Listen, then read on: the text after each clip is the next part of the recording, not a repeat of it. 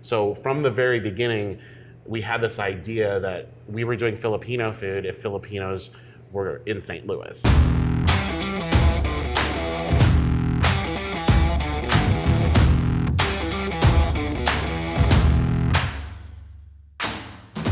We definitely are mostly non-traditional, but I think that we're very authentic in our approach and our understanding of the ingredients and how we use them. One of the best things about Guerrilla Street Food is like opening people's minds to flavors and ingredients that they never thought that they would be interested in.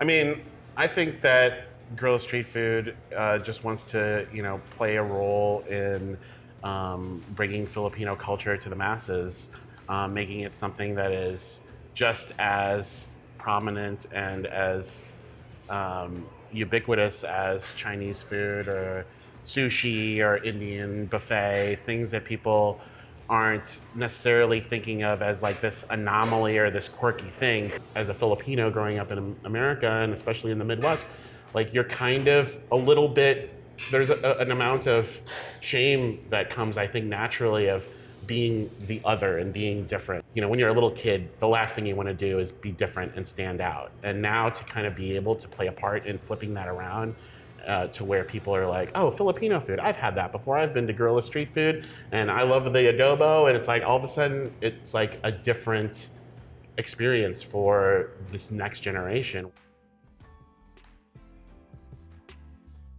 It's just like Midwestern food, except it's just this other place. It comes from this other place. So people, I think, are for the most part pretty adventurous and trusting. And once they took, a first bite of our food, they were like, okay, this is great. Brian kind of, as he does sometimes in our relationship, kind of put us in a corner where we have to do it. Like he said, we're gonna start a food truck. He put in his notice, and then all of a sudden it was like, we're doing this. I have a family. Like, yeah, this is exactly. happening. And so I was just like, all right, I guess this is really happening now. We decided on Guerrilla Street Food as the name of the business, and just because it felt right, because we're these two guys, and then trying to compete with all these like big restaurants in town, it just seemed right. There's a lot of people walking up to the truck and kind of scratching their heads, and I don't know what a bodo is, and you're like, okay, no problem, cool. So it's this is what we're here for, to educate people on what we do. So probably more so at the beginning when we would get a lot of Filipinos coming in, we'd be like, this is not what you're used to, it's different. But nowadays it's more like, this is what we do and you're going to like it, even though it probably is different.